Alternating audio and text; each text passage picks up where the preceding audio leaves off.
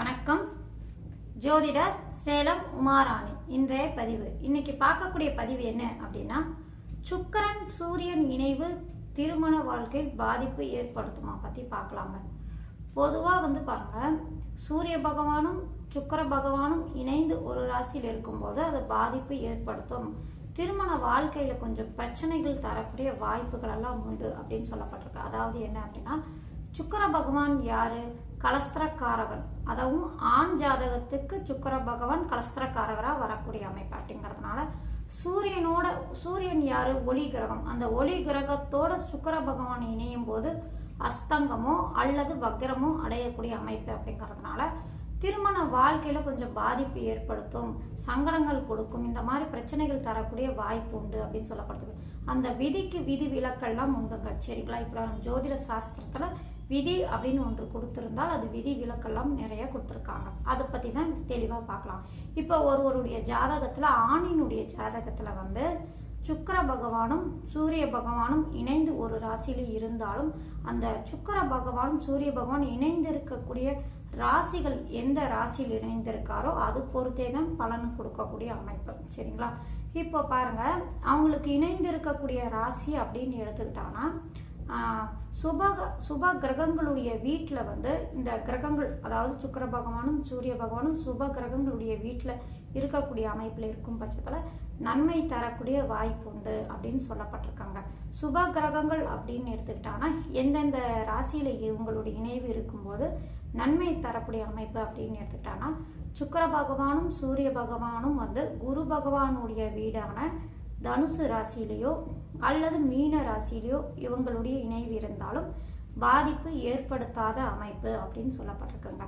அடுத்தது பார்த்தீங்கன்னா, சுக்கிர பகவானுடைய வீடான ரிஷப ராசியிலேயோ அல்லது துலா ராசியிலேயோ இவங்களுடைய இணைவு இருந்தாலும் பாதிப்பு ஏற்படுத்தாது அப்படின்னு.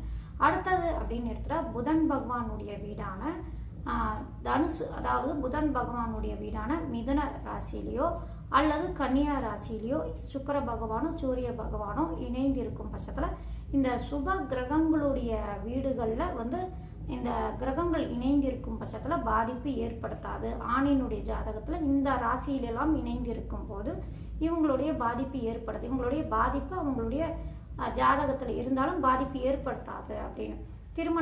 திருமணம் ஆனதுக்கு அப்புறம் இவங்க சம்பந்தப்பட்ட திசை வந்தாலும் பாதிப்பு ஏற்படுத்தாது. இருந்தாலும் இங்கேயும் விதிவிலக்கும் இருக்குங்க.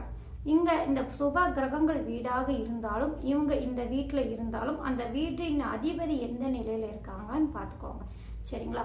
அந்த வீட்டின் அதிபதி பொறுத்தே பலன்கள் கொடுக்கும். அந்த வீட்டின் அதிபதிகள் அந்த லக்னத்துக்கு சுபர் யோகராக வரும் பட்சத்தில் கூடுதலான பலன்கள் கொடுக்கும். அதே போல அந்த சூரிய பகவானும் சுக்கிர பகவானும் அந்த லக்னத்துக்கு நட்பு கிரகமாக வரும் பட்சத்துல, யோகாதிபதியாக வரும் பட்சத்திலும் பாதிப்பு இல்லாத அமைப்பு தாங்க, நல்ல பலன்கள் கொடுக்கக்கூடிய அமைப்பு தாங்க.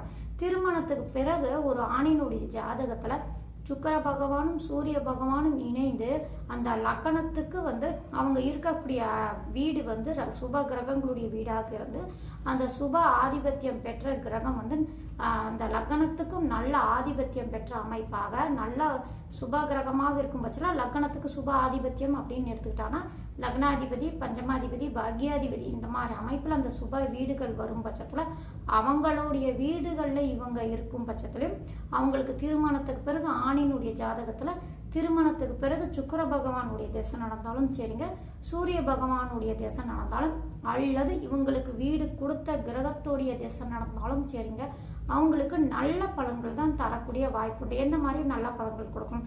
திருமணத்துக்கு பிறகு மனைவி வந்ததுக்கு அப்புறம் நல்ல கௌரவமா, அந்தஸ்து, கௌரவம் எல்லாம் அந்த ஜாதகருக்கு தன்னுடைய வாழ்க்கையில கிடைக்கக்கூடிய வாய்ப்புண்டு. மனைவி வந்த அதிர்ஷ்டத்துல எனக்கு மேல மேல வசதி வாய்ப்பு வருது, திருமணத்துக்கு பிறகுதான் நான் செய்யக்கூடிய தொழில வளர்ச்சி அடைகிறேன், அது மட்டும் இல்லை சொந்த வீட்டில் இப்போ இருக்கிறேன், நல்ல வளர்ச்சி இருக்குது, நல்ல பொருளாதாரத்தில் இருக்கு மாதிரி பொருளாதாரம் நல்லபடியாக எனக்கு இருக்குது, நல்ல வசதி வாய்ப்பு வருது அப்படின்லாம் ஒரு சிலர் சொல்கிறாங்க இல்லைங்களா? அதுக்கெல்லாம் என்ன காரணம் அப்படின்னா, இந்த மாதிரி கலஸ்திரக்காரகனான சுக்கிர பகவானோட இந்த மாதிரி சூரிய பகவான் இணைந்து இருந்தாலும் அவங்களுக்கு அந்த லக்னத்துக்கு சுப ஆதிபத்தியம் பெற்ற ஸ்தானத்துல நல்ல அமைப்புல உட்கார்ந்து இருக்கும் போது அவங்களுக்கு அல்லது அந்த சூரியனோ அல்லது சுக்கிரனோ இந்த லக்னத்துக்கு வந்து இந்த பாவங்கள் வந்து அந்த அதிபதிகளும் நல்ல ஆதிபத்தியம் பெற்ற அமைப்பில் இருக்கும்போது அவங்களுடைய திசை திருமணத்துக்கு பிறகு நடக்குது அப்படின்னா அவங்களுக்கு தாங்க திருமணத்துக்கு பிறகு வரக்கூடிய வாழ்க்கை துணையால் அவங்களுக்கு யோகம் அதிர்ஷ்டம் கிடைக்கக்கூடிய வாய்ப்பு உண்டு. தொழிலில் நல்ல வளர்ச்சி இருக்கும். குடும்ப வாழ்க்கையும் அமைதியாக போகக்கூடிய அமைப்பு. பிள்ளை குட்டிகள் நல்ல பிள்ளைகளாக பிறக்கக்கூடிய அமைப்பு. இதெல்லாம் அடுத்தடுத்து அவங்களுக்கு நல்லபடியாக அவங்க திருமணத்துக்கு பிறகு இருக்காங்க அப்படின்னா இந்த மாதிரி கிரக அமைப்பு இருக்கிறவங்களுக்கு நல்லபடியாக இருக்கக்கூடிய வாய்ப்பு உண்டுங்க. சரிங்களா? அது மட்டும் இல்லைங்க, பெண்களால் யோகம் கிடைக்கக்கூடிய வாய்ப்பு உண்டு. பெண்கள் அதாவது பெண்கள்லாம் வச்சு இப்போ புடவை வியாபாரம் பண்ணுறாங்க, பெண்கள் சம்மந்தப்பட்ட பொருள் வியாபாரம் செய்கிறாங்க, இந்த மாதிரிலாம் செய்கிறாங்களா, அவங்களுக்கு இந்த மாதிரி கிரக அமைப்பு இருந்தால் யோகமான பலன்கள் கொடுக்கக்கூடிய வாய்ப்பு உண்டுங்க. சுக்கிர பகவானுடைய திசை நடக்குது அப்படின்னா இந்த மாதிரி பெண்கள் சம்மந்தப்பட்ட பொருட்கள் வந்து விற்பனை செய்யவங்களுக்கும் யோகமான பலன்கள் கொடுக்கக்கூடிய வாய்ப்பு உண்டு. அதுக்கு வந்து மேற்கொண்டு 10ஆம் இடம் 10ஆம் அதிபதி இது எல்லாமே அது நல்ல அமைப்பில் இருக்கும்போது இந்த மாதிரி அவங்களுக்கு யோகமான பலன்கள் கொடுக்குங்க.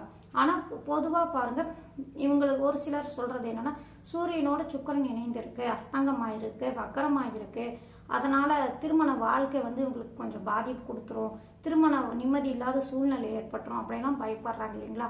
அவங்களுக்கெல்லாம் நான் சொல்றது என்ன அப்படின்னா, அந்த சூரிய பகவானும் சுக்கிர பகவானும் இணைந்து இருந்தாலும் அந்த லக்னத்துக்கு அவங்க 2 பேர் யாரு, எந்த நிலையில இருக்காங்க, என்ன ஆதிபத்தியம் பெற்றவங்களா அவங்க இருக்கிறாங்க, அது மட்டும் இல்ல அந்த சுப கிரகங்களுடைய வீட்டில் இருக்காங்களா, அதெல்லாம் பார்த்து அந்த சுப கிரகங்கள் அந்த லக்னத்துக்கு யாரு, அவங்க எந்த மாதிரி பலம் பெற்றிருக்காங்க, அவங்க இவங்களோட சம்பந்தம் பெற்றிருக்காங்களா, இது எல்லாமே நம்ம அனுசரித்து தான் அந்த பலன் நிர்ணயம் பண்ண முடியுங்க.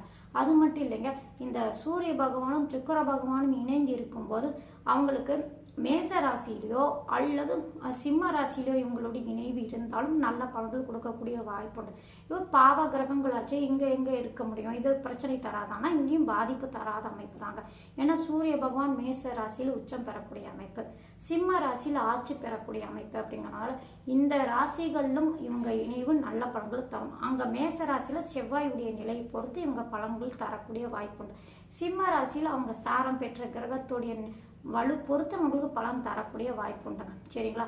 மொத்தத்தில் வந்து இந்த சுக்கிர பகவானும் சூரிய பகவானும் இணைந்து இருக்கும்போது சுபர்களுடைய வீட்லையும் அவங்க அந்த லக்னத்துக்கு நல்ல ஆதிபத்தியம் பெற்ற கிரகமாகவோ அல்லது சுபர்கள் வீட்டில் இருக்கக்கூடிய கிரகம் அந்த லக்னத்துக்கு நல்ல ஆதிபத்தியம் பெற்ற கிரகமாகவோ அல்லது இந்த மாதிரி சுபர்கள் நல்ல வலு பெற்று இருக்கக்கூடிய அமைப்பில் இருக்கும்போது அவங்களுக்கு திருமணத்துக்கு பிறகு இவங்களுடைய சம்பந்தப்பட்ட சூரிய பகவானுடைய தேசியோ அல்லது சுக்கிர பகவானுடைய தேசியோ வந்தாலும் யோகமான பலன்கள் தான் கொடுக்கக்கூடிய அமைப்பு உண்டே தவிர திருமண வாழ்க்கையில் எந்த ஒரு பாதிப்பும் கொடுக்காதுங்க.